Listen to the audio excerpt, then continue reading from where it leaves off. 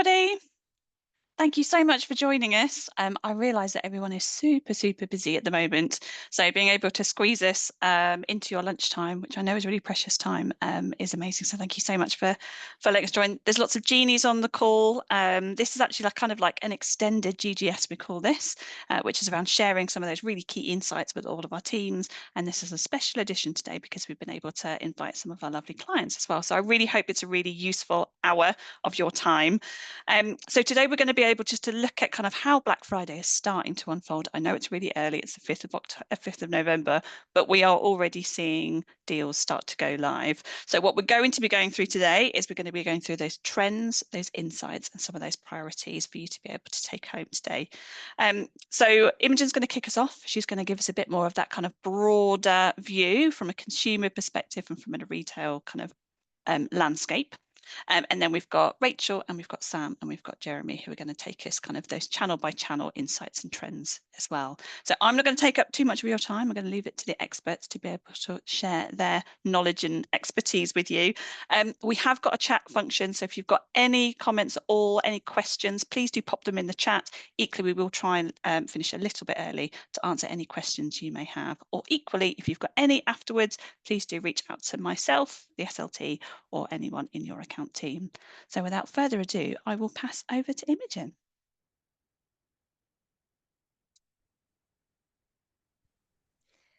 Hi.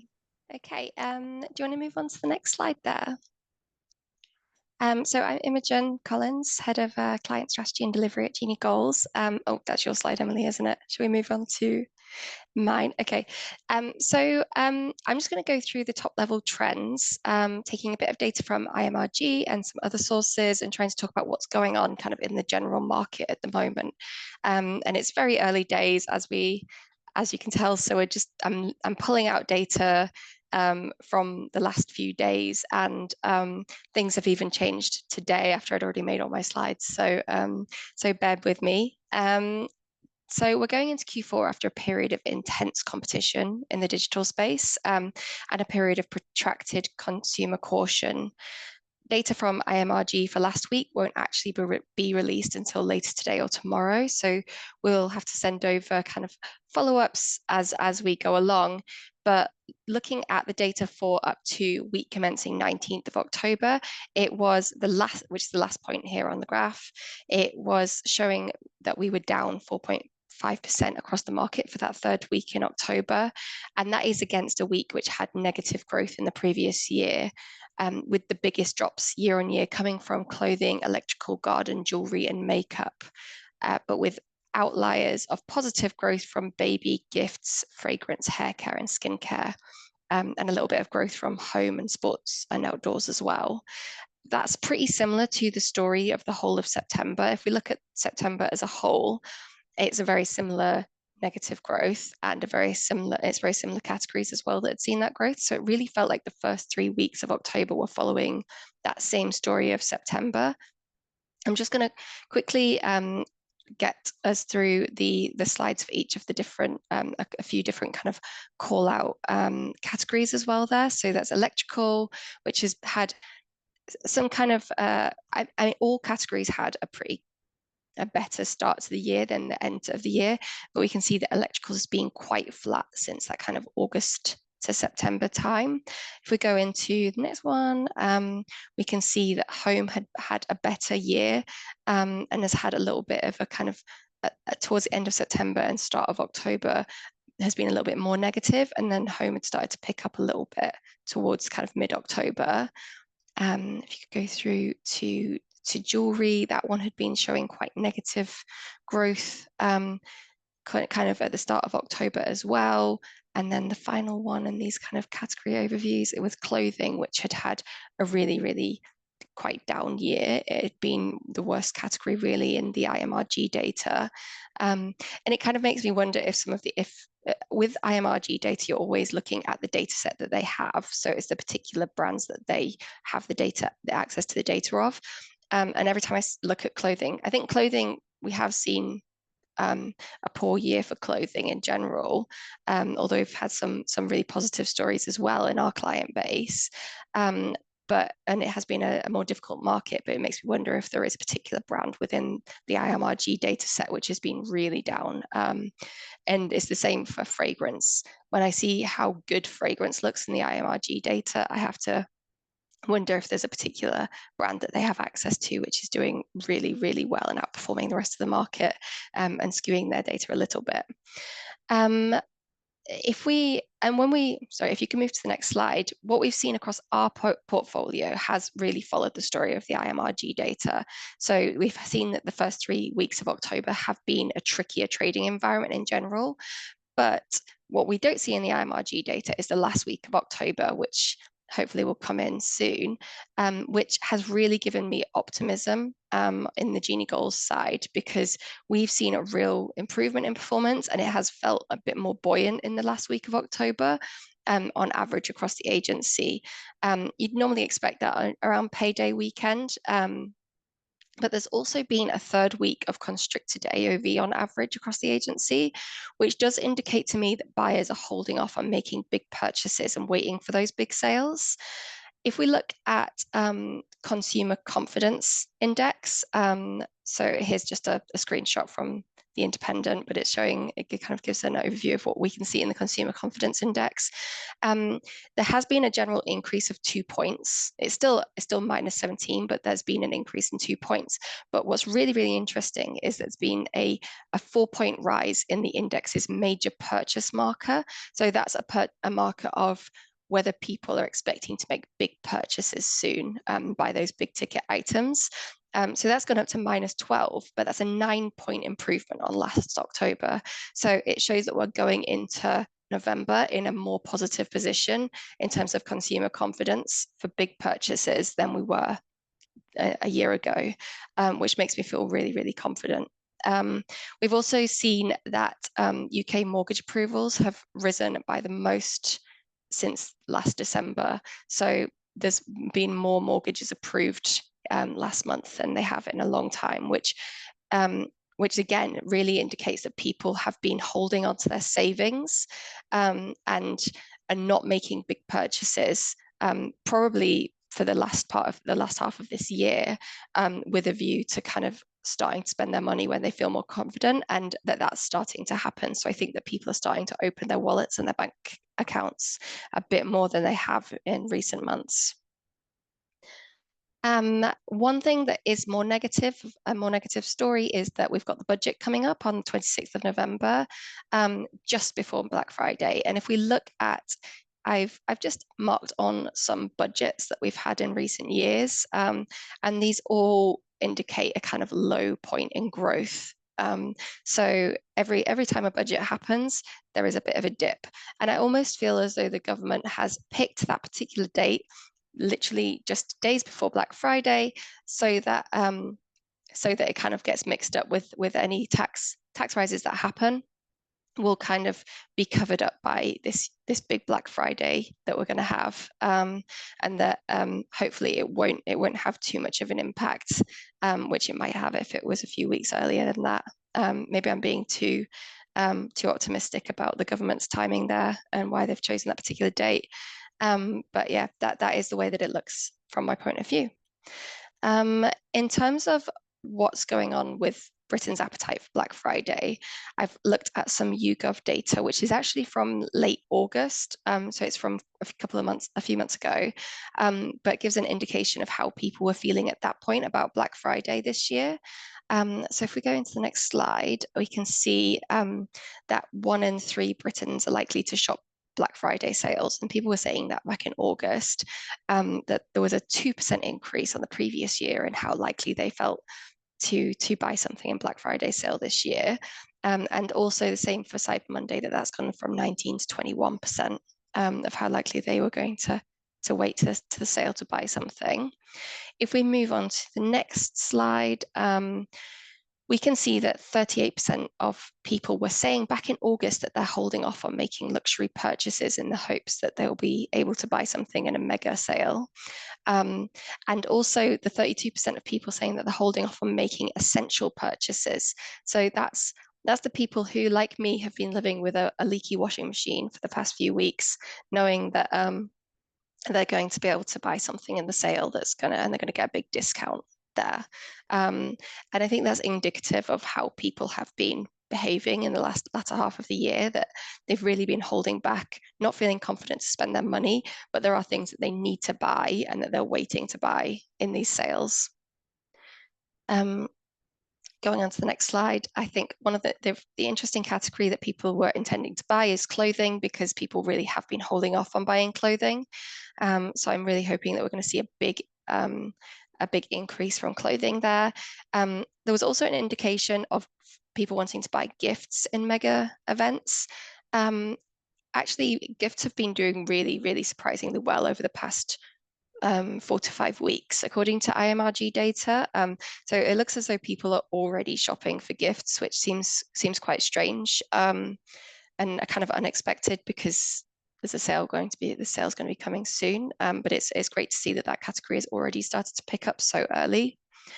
If we move on to the next one, the interesting point here is that the reason that people don't buy in these big sales is that they're losing confidence and trust that the offers are actually real. I think that's something that people have always talked about with Black Friday sales, but it's something that is increasing. People are more and more feeling that those discounts are not realistic. They're not the lowest price, and that they'll probably see discounts throughout the year that are a similar level.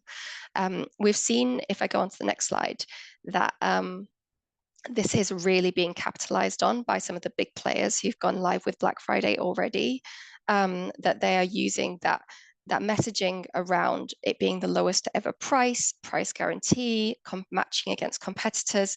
So the messaging is all based around trying to build trust that this is it. This really is a good offer, and that there's no reason to wait, and that they should shop already. So I think that that's been a really clever play from those that have gone live already, to try and make sure that they actually see an uplift already from end of October, start of November, when they're launching those sales so early.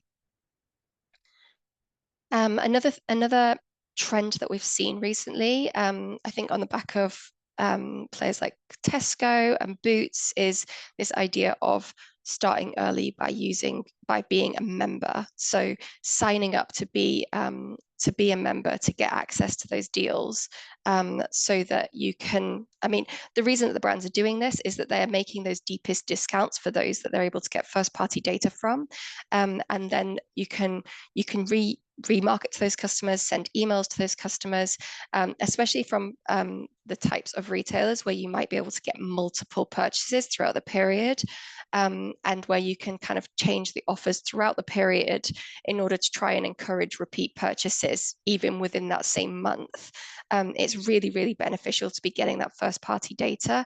And that's a really, really clever tactic in a period where first party data is more and more important, because cookies are kind of, the value of cookies has been deprecated over time. In terms of who is live already, it's amazing to see how much of the market is already live with Black Friday. This is an article from Tuesday talking about how many deals you can already get and kind of rounding up the best offers. So there's already that inducement to start purchasing right now. And the kind of brands out there falling into two camps at the moment. There is, if we go on to the next one, there's the brands on the left who are focusing on building price trust. So they're live with offers, and they're just trying to make sure that customers realize that these are real offers and get them to buy right away.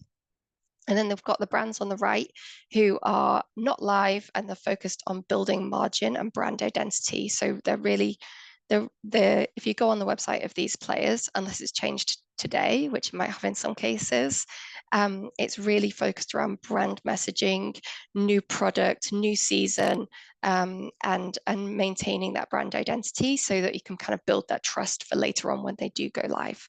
I'd put TK Maxx and John Lewis in the middle, especially John Lewis, because they were quietly whispering about being on Black Friday sale. This was yesterday. There was the new John Lewis ad was on the front page, and it was very much focused around building brand identity, but there were offers available. And if you kind of scroll down the page or clicked on the link to the offer section, you could find that actually they were on Black Friday sale already. So they were kind of taking advantage of those shoppers that were in the market for deals, whilst not shouting about it and trying to make sure that they were still building that brand equity. As of this morning, when I ran through my slides, I realized that John Lewis had actually gone live shouting about Black Friday, and the whole website is now switched over. So they're on the left category now, which goes to show that everything is just changing so quickly at the moment. And that's everything from me. And we'll move on to some insights from Jeremy in the paid search side. And just a reminder that if you've got any questions, please put them in the chat and we can answer in the Q&A at the end. Great. Thank you, Imogen. Thank you for super insightful. Hi, everyone. I'm Jeremy, head of paid search here at Genie Goals, and we're going to go through some of the trends, insights, and some of the key priorities for the channel. So I'm sure a lot of you would have seen this already, but really November marks a real shift towards higher brand searches. And it's effectively when we see a higher amount of searches for branded terms. So there is usually a lot of focus on new customer acquisition, as you would expect from all the brands that we work with, but it's that time of the year where we'd expect returning customers and visitors. So those that were in the discovery phase for many weeks and month, to come back to your site and make that final purchase. So you might start to see an increase in traffic and spend. So make sure you have sufficient budget on branding campaigns. And that percentage of brand versus non-brand is bound to increase, especially for those more established brands out there. But equally, don't let Google inflate your bid. So for those with high brand traffic, we would have tested manual CPC versus max conversion value bidding strategies. So the whole point here is to maintain your traffic, but also trying to decrease your CPC. So we've worked so hard throughout the year to drive traffic. So we just want to make sure we're capturing that traffic during the November month. So now, what we're actually seeing across the agency from a paid search point of view, and specifically on Performance Max. We've talked a lot about CPCs rising this year, disproportionately to what we've seen in the past. So on the left-hand side here, we've got our CPCs year to date on Performance Max across the agency, on average rising about 12% year over year. And then on the right-hand side is Google internal data. So we've got access to a tool called Market Explorer. So we get trends in terms of how expensive it is to advertise on the platform. And then we've got 3 different industries here on the right-hand side. And it very much follows what we're seeing from our side. So the story is always the same. The cost of advertising on the platform has significantly increased versus last year and previous years. So it effectively costs you more to acquire that same click versus last year. And to be honest, very few industries are immune to it. So what it means is that we really have to work harder to drive relevant traffic to a site within those ROAS or cost of sale constraints. We also talked a lot about conversion delays and this idea of having to hold your nerve during that time. Imogen talked about it a little bit earlier, but consumers are savvy, they're smart, and they know very well that there is going to be a bargain to be made later in November. So they'll do their research. They've been doing their research for many weeks, many months. They browse multiple websites, they go on multiple platforms before they actually make that final decision. And it's effectively, it's also more of a case for high-ticket items where that kind of conversion window is greater here. So in this graph specifically, so that's from our CSS sister company, Genie Shopping, and it looks at the time of a click versus the time of a sale. So last year, if we focus on Black Friday specifically, on that day alone, what the data tells us is that only 57% of those sales were attributed to clicks that originated on that same day, which means that 43% of the sales on Black Friday actually came from a click prior to that. So that's almost 1 in 2 clicks. That's shopping specifically across many retailers. So it does highlight the fact that people do their research, and you have to invest ahead of the big peak period in order to be front of mind. So it's that kind of that idea of hold your nerve, your ROAS might drop a little bit, similar with your cost of sale might increase, but ultimately we know that that traffic is going to come back later on. And ultimately, if we just advertise during that very small, short window, we're not going to be able to maximize volume. We've also talked a lot about CPCs rising on Performance Max, and one piece of activity which is seeing steady growth really is demand gen.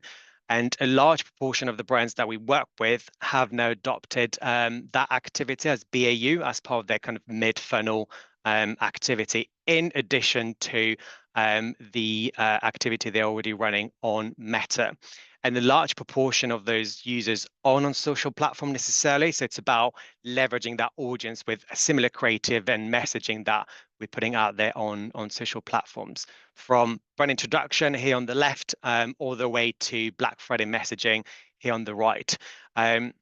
Now, it's been live for a couple of years, and as always, when Google launches a new campaign type, I'm sure we all remember Performance Max. It kind of takes a little while to ramp up, to get great reporting, etc., and to effectively deliver results. But really, in the last 6 months, they've really invested in new features, reporting dashboards, but also changes to the algorithm. So I'm really confident that this time next year, but also in the next kind of 6 months, it will form part of our BAU activity on paid search.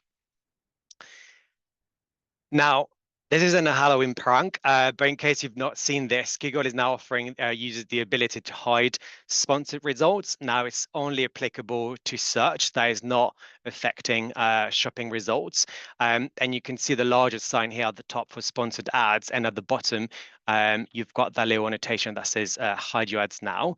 Now, it's still early days, but for now, we haven't really seen any indication that it's having a negative impact with a drop in click-through rate or traffic, but it's definitely something that we'll keep monitoring. Personally, I think users are just used to this, especially if the ads are really relevant to them and to the search they're performing. So I doubt they'll bother like hiding results every single time. But it remains to be seen, and it's definitely something that we're going to keep a close eye on. Adding to this, we now have that a little bit less. Oh, sorry, if you don't mind going back. Sorry. Just adding to that one, we now have a little bit less control of our site links. So in the middle here, you can see like auto-generated site links based on your own headlines or descriptions are kind of more of a thing now. It's not new as of more recently, but it's something that's been released earlier in the year. But we can see that more often. We can see that happening more often now. And it's effectively Google capturing your headline within your copy and using that as a site link headline. And it does that because AI is predicting they will improve performance. And we can't necessarily opt out, which isn't necessarily ideal when we're trying to control the site links, but it just means that in terms of the strategy, we need to make sure that wherever we put into the headline or into our descriptions, we need to make sure that can also be that we're happy with that to be used as a site link, because that's probably something that Google might push. So a little bit of a change in strategy here when we're looking at crafting our ad copy. Lastly, if you are advertising beyond borders, make sure to highlight the right purchase drivers, both in your ads, but also on your landing pages. So if you're really looking at, when we look at this, we really want to make sure that we decrease bounce rate and we increase conversion rate and our chances of looking like a local player. So you really need to understand those kind of local cultural nuances. So your customers, we know that they will abandon the basket if they cannot find the information that they're looking for. We know that, for example, in Germany, payment methods and return options are a must for local consumers. So you need to make sure you highlight that throughout the customer journey.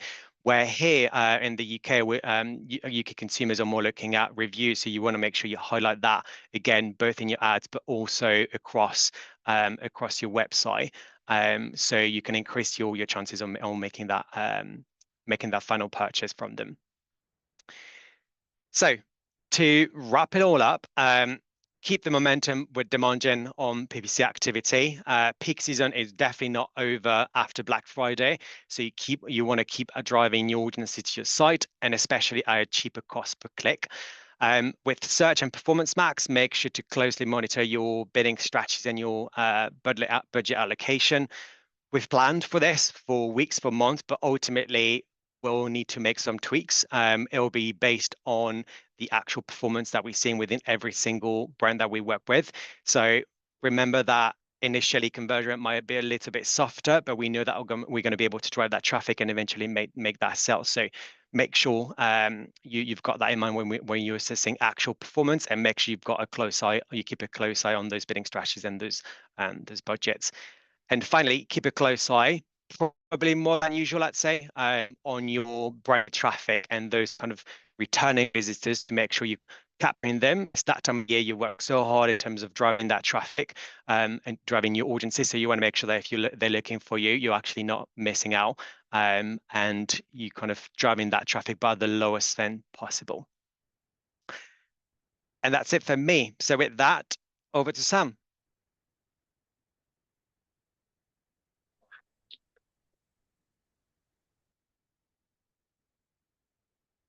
Thanks, Jez. So I'm going to be taking you through very similar insights for paid social. So looking at the key trends that we're seeing, some insights into platform updates, and those priorities that you need to get into your strategy ahead of Q4.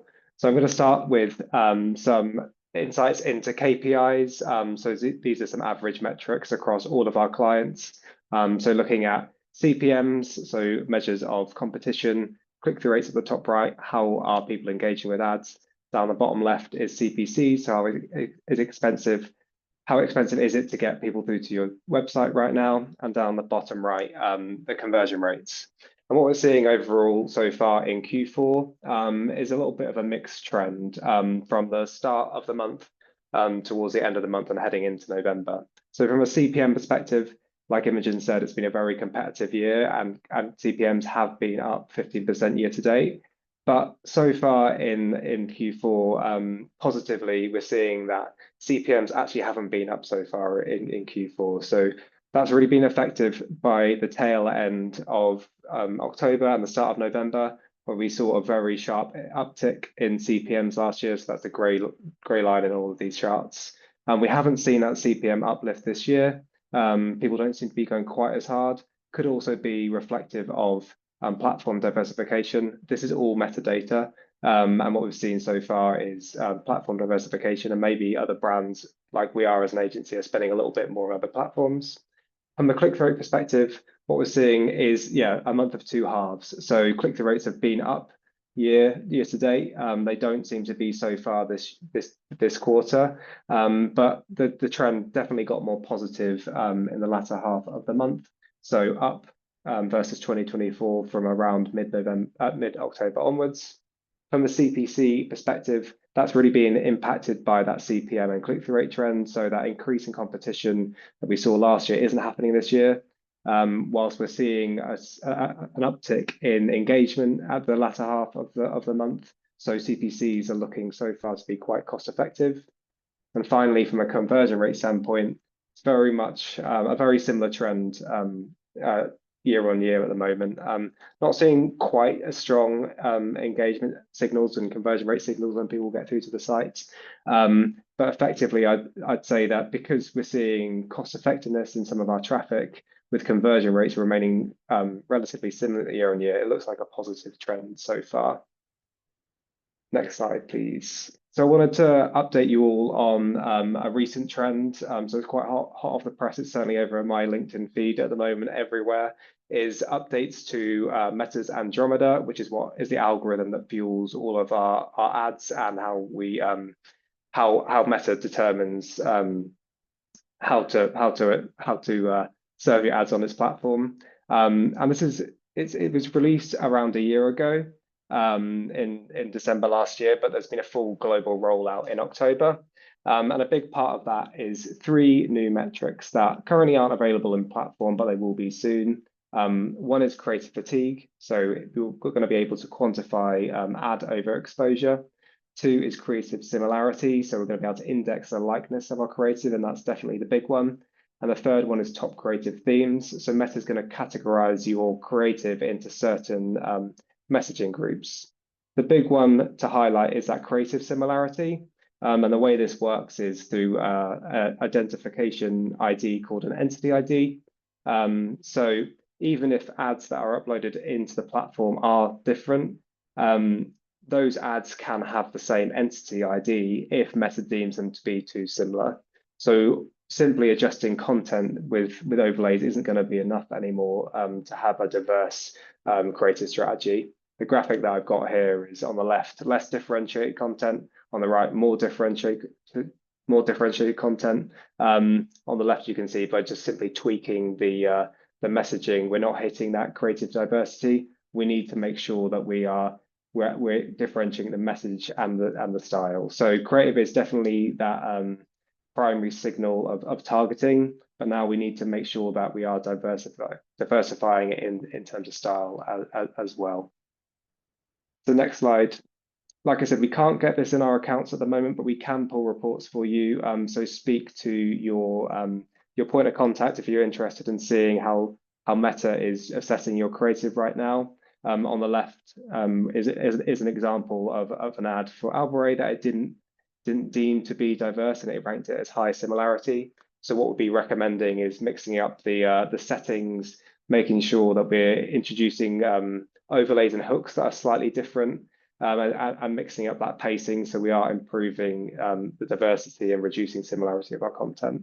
And I think this is really relevant for Q4 in particular, because I think Q4 is that period of the year where content diversity, to an extent, it probably drops for a number of brands. We get a lot of, and we see across the industry, a lot of graphic-led style sale messaging.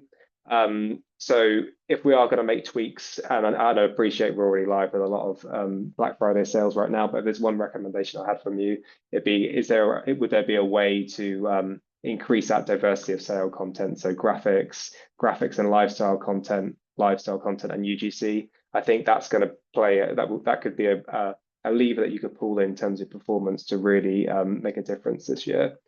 The second part of it is Christmas and gifting content. So I'd normally say at this part of the year that content kind of deprioritizes when you launch sale. But this year we're going to be recommending that we continue to run Christmas and gifting creative alongside sale, because it will add that creative diversity into your accounts. So next slide.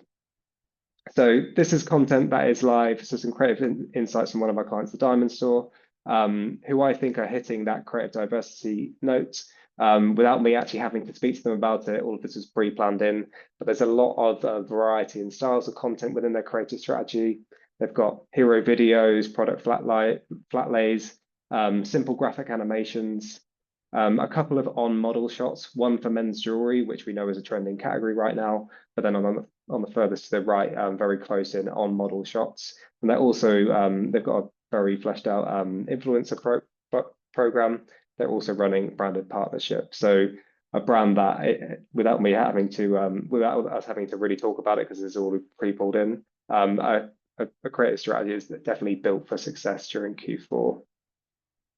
The next brand I always think is highly relevant for our clients is John Lewis. From a creative standpoint, Imogen highlighted earlier how they were probably in the middle of those two categories of those clients. They were definitely more brand led, but looked to have maybe made a bit more of a switch to more Black Friday messaging recently. Something we can see in their creative at the moment. And I know that John Lewis is definitely an aspirational brand in terms of the amount of resources they have. They have a lot of content diversity right now. They're pushing the TV ad, the teaser for the ad that went live yesterday, and now that's now an ad in its own right. They're pushing party season gifting, a lot of in-store gifting, and using branded partnerships to push gifting messaging. And what I found interesting in the creative strategy is that Black Friday at the moment doesn't seem to make up a big part of it. It's very limited and limited to a few suppliers. So they feel like they're still in brand building mode, and it'll be interesting to see when that switches. I put the slide together before they change their banner over on the site. It'll be interesting to see if their social content also follows suit. Next slide. The other thing that I wanted to talk to you about was how you could leverage influencers. So some interesting research from the drum on the right-hand side that indicated that influencers had the highest long-term sales effect than any other channel.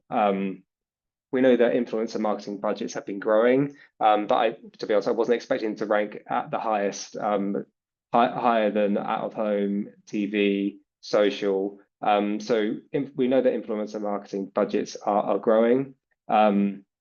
And it's also something that we really would like to have part of our paid social content strategies as BAU. So Meta have given us the recommendation that we spend 20% of our budget on partnership ads in Q4.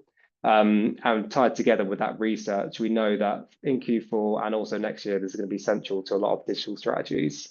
And I'm going to do a shameless plug here that if you need support in getting something like this off the ground, reach out to your point of contacts, because we're currently trialing an influencer and content creator sourcing program at the agency, and we'd love to talk to you about it.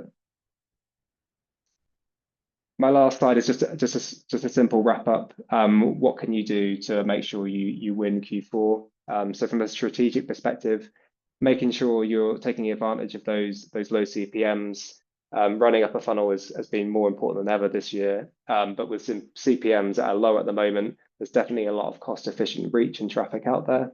Similar to Jez, in terms of introducing some retention activity, that's definitely something that we wouldn't necessarily run throughout the entire year, because our strategies do focus on new customer acquisition primarily. But now is the time to focus on re-engaging those customers if you can. Partner with the creators if you, which I've commented on my previous slide. If you influencer marketing budgets are only really going to continue to grow, we know that they're going to be really important to diverse creative strategies on paid social. And then from a creative standpoint, make sure you're increasing that creative sale diversity if you can, tied to those recent Andromeda changes. If you've got a long sale period in Q4, make sure you are staggering that creative to reduce the impact of creative fatigue. And again, tied to those Andromeda changes, make sure that you're keeping the gifting and Christmas content within your mix to boost that variation. That's all for me. I'm going to hand over to Rachel.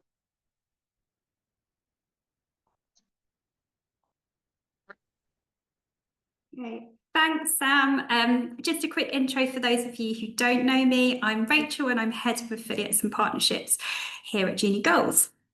So I'm going to dive straight into the affiliate section now. It's no surprising that our affiliate partners have already gone all in. Black Friday is very much activated, it's very much live with most of the big sites across cashback, voucher and the closed user groups, and also a hefty amount of the content sites as well, having Black Friday hubs, having Black Friday articles, and it's really important for these guys to make sure that they're ranking really well for these terms quite quickly, and also to be funneling that traffic into there. If you go on to the next slide for me, there's definitely early investment from a lot of brands who've already gone live with their Black Friday offers, particularly in the affiliate channel. What we're seeing as a common trend for quite a majority of retailers is that they haven't necessarily gone all in with blanket discounts yet, but they are utilising category and product-led offers at the moment.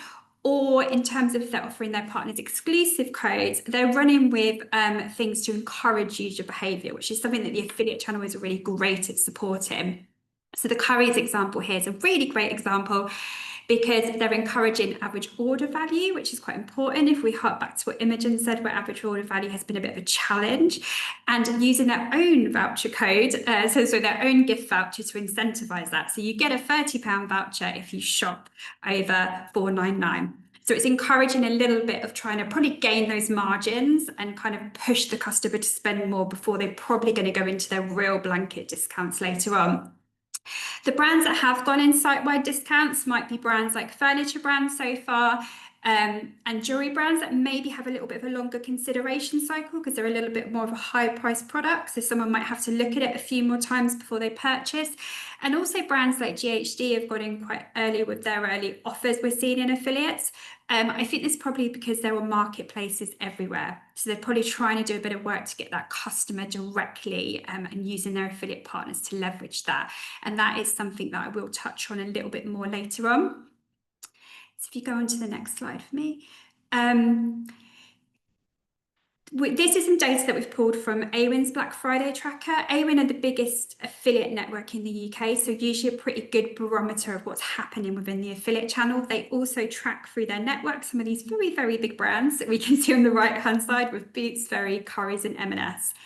They're showing quite a lot of trends that were touched on quite early on by Imogen in the first section, where October, so the orange line on the graph is pretty much where we are this year, was tracking a bit down year on year. It's been quite a bit soft throughout October. It hasn't really ramped, but you can see that very lovely and pronounced peak around payday last week. And that aligns perfectly when a lot of retailers launch their sales. And also kind of when a lot of affiliates they start pushing their payday newsletters a little bit earlier, just before payday hits, and encouraging that purchase and making sure customers are ready to purchase when it comes through. One of the interesting points here is this commission being the only metrics that's up. I'm going to touch on this a little bit more in a minute, but it's not actually something that I see as a negative. I think it's actually quite a good shift to the way partner types are moving. So if you go on to the next slide for me. This is just a touch on, like, that was very much what Awin's seeing as a market-wide kind of viewpoint, but this is what we are kind of seeing a little bit from some of the early sales. So we had some brands that went with flash sales in early October to kind of try and ignite and encourage those customers to purchase. We did see them having quite good results when we were looking kind of period and week on week and increasing up to 50%. Any offers launched pre-payday did have an initial boost, but they did tail up to payday quite a lot. There was quite a pronounced drop. A bit contrary to maybe what we talked about earlier in terms of AOV being a bit down in categories. Affiliates is actually seeing quite a strong AOV, but that's actually a trend that we see quite commonly and quite a lot, because particularly if you think big sites like cashback sites really incentivize a customer to get more cashback if they purchase a bit more. So that can really push that buying behavior and actually sometimes buck AOV trends. And one of the really interesting things we saw after that kind of payday last weekend is that kind of like a real boom happened on, like, not the Friday when a lot of the sales went live, but actually the Sunday. And actually, this is something that Awin particularly saw in their Black Friday trends last year. Black Friday was actually quite soft a lot of the time, and the real peak happened on the Sunday and particularly the Monday. So it's interesting that's kind of happened again, and probably something we're going to see in channel when we get to the big weekend itself. Go on to the next slide for me, please. So just to go into a bit of a snapshot, I guess following on some conversations earlier, electronics has had a bit more of a challenge. That's definitely seen revenue being down and sales being down. That's something we've kind of seen a little bit across the board, and then some of this data will be fed into by Currys and AO as well. So there's definitely some big retailers on that network that are showing these trends and showing that across the board. That going back to that point of those ideas of costs increasing not necessarily being a bad thing, I think it's pretty much heavily down to some really strong partner types which are showing huge amounts of growth in affiliate data. So CSS is seeing a 39% year-on-year growth for sales via Awin, and social content, particularly when we're thinking about working with those influencer sites and those influencer networks, is showing a huge boom on Awin network data. So it's just showing that, I guess, brands are investing more in activity in the channel that's a bit more upper funnel, driving that awareness that we've all talked about today has been super, super important, getting that edge ahead of that Black Friday period. There's an interesting decline in pure discount partners. It's hard to know exactly what's driving this. Certainly a trend we see is that a lot of brands don't want to be on discount sites heavily and don't want to work with voucher sites. It's something we see with any client we manage. We work with, if anyone does work with discounts, we work with a really, really controlled set. Sub networks are an interesting one. We've seen traffic is very high still with subnets, but actually sales are really down.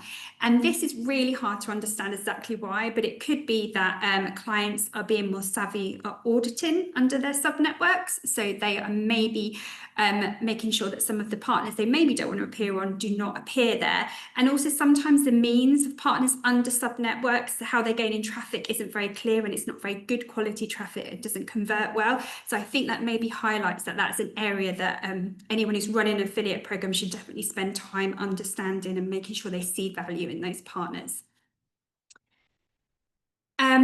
Just to link nicely onto this idea of voucher sites, one thing I wanted to focus on as a point here for anyone who's running an affiliate program over this period is to really understand the idea around code leakage and sort of, I'm calling it here, unplanned doubling up. So the example I've got here is from a Look Fantastic sale. They've got Black Friday on site, you've added this product to your cart, you've got a 20% code off already. So you've already got a great deal. You're in the basket and a standalone browser extension pops up saying, oh, we've got all these great offers we're going to try for you. It runs all the offers when you're in the basket for the customer. And in this case, an influencer code is applied. Although the amount may be like only £2.64, that's already layering on kind of a discount that's already great there, then you're going to be paying a commission on top of that. It's definitely eroding margins. Not to mention it's an influencer code, so it's going to probably be skewing your data if you're looking at code usage internally. My top tips here is definitely to audit and download some of these browser extensions and check how they're interacting with your checkout. Any brands we manage, we do not have these standalone browser extensions operating, but if you want a list of ones to check, we're more than happy to share that. You can easily check your Skimlinks referrers, which is a sub-network, to see who's tracking under there. And also just make sure any of your live offers, how are they interacting with the offers you already have on site? Are any rogue ones out there that are a bit stackable, maybe making your offers go a bit deeper than you would like during this period? If you click onto the next slide for me. This is a bit of data that I've pulled from the Rakuten pre-holiday report. So Rakuten study has shown that there's been quite a lot of growth in marketplaces year on year, and in terms of traffic that is, and D2C sites have remained relatively flat. Some of the things they've stated in the report is that it's convenience, there's that kind of idea of cross-category shopping. If you want to buy this and that, it's much easier to purchase and just pay that shipping cost once. I think any brand who is active, very active on marketplaces and also has their own D2C site should really consider how a consumer can access their brand in different shopping portals online. And the example I always give is cashback. So if you're a D2C site and you also have a presence on marketplaces, effectively cashback's already available on your brand. But often the marketplaces don't have the margins to go as strong of a kind of cashback offer. For example, John Lewis is only about 1%, but D2C brands in the fashion vertical usually about 5%. So you could have the potential to gain that customer by doing a slightly higher cashback rate to kind of just tip them over the edge to purchase with you rather than purchasing via a marketplace. It can be quite a big, powerful tool over particularly that cyber weekend. If you click onto the next slide for me. I couldn't not talk about kind of AI overviews and kind of LLM presence. There's been a huge boom in this, and this example here when we say men's gifts over £100, and this one I've highlighted is a site, it's the Telegraph, and all the links there are powered by affiliate content. So that guide is powered by affiliate partnerships with brands. Speaking to Linkbee, who's a really key partner with us, who offer kind of performance, CPC performance editorial and PR, they said it's been the biggest hot topic, and they're having brands constantly asking how they get presence in here, how they can buy more editorial content, and the boom year on year has been huge. We've seen it ourselves with how we can kind of use partners like Linkbee to get that presence, to be informed in kind of gift guides, and also how you can also leverage PR as well. Like using the affiliate channel to be a supporting role to your PR activity is really, really important. And it feels like the huge shift in the industry to investing more in this content sites and less in the pure lower funnel activity. Next slide for me. Just to follow on from what Sam mentioned around kind of creators and influencers, and also his very, very, very good plug of the fact that our team can help you with supporting you in finding more of that influencer content. But the channel has seen a real creator boom and investment spike over the last year. LTK, if anyone works in kind of like fashion and beauty especially, LTK was the largest traffic driver on AWIN network last Cyber Weekend. So they're a influencer platform, influencer network. So their presence is really huge. And definitely that investment in channel going into these types of partners is a really interesting one to see. It's worth noting that for affiliates, influencers rarely work on a pure commission-only model. Influencers need, fees and fixed fees typically to produce the content because they're not always going to be that end sale and get that last click. But the channel is allowing more of a kind of hybrid style agreements where you can do a mix of fixed fee and CPA and also work with a partner like LTK to make your influencer partnerships work harder and have a longer lifespan than just one-off campaigns. So it's definitely one to watch over this period to see how this continues to grow through Black Friday. And then just to wrap up the affiliate section. So I've kind of divided it into kind of some classic funnel style things because there's definitely things you can still do. So in the awareness side of things, Linkbee is still taking briefs for listicle inclusions. It's always worth noting with Linkbee that turnarounds can be tight at this time of year because obviously everyone suddenly wants to be featured. But there's still time if you want to try and get in some of those really high-ranking content articles. If you have a PR team or someone doing PR, it can be a really great time to leverage their contacts, their editorial contacts, and the commercial nature of the affiliate channel to kind of say, we've got these great gifting picks, we can offer you X commission to feature them.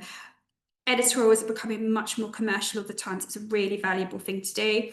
If you have LTK already, you could optimize your rate as well and also look to go out to some of your list of influencers and flag, hey, we've got a great rate and here are some of our picks to see if they might do some pushes during this period. In that kind of consideration phase, you still have a bit of time to onboard a CSS, but you're going to have to be really quick if you want to do that. And you can opt, if you have a CSS partner already, there would still be time to optimize their rate. Just make sure you chat to the PPC team here and make sure that that cost of sale is below your PPC cost of sale, but it would still be a bit of time for them to ramp up. I would always say plan your cashback rates and boost at key times. If you have top cashback, make sure they have your best cashback rate over Black Friday weekend. Don't leave yourself tight on margins. Make sure it works with your margins, but make sure they have it. Think about your closed user group strategy. What codes do those partners have, and how are they interacting with your main offer? Don't pause those partners because Blue Light Card especially has like a 3-month integration time at the moment. But just make sure that you could offer them potentially lower codes, that stacked as one offer already to really maximize that traffic, and just be voucher extension and voucher site aware. Audit your codes because you really don't want to be giving away more than you need to during this period, particularly when margins are tight. So just being aware of what's out there is a really good tactic to take now. Cool. So that's the end of the affiliate section. So I'm just going to hand back to Emily to see if there's any questions at all to wrap up today.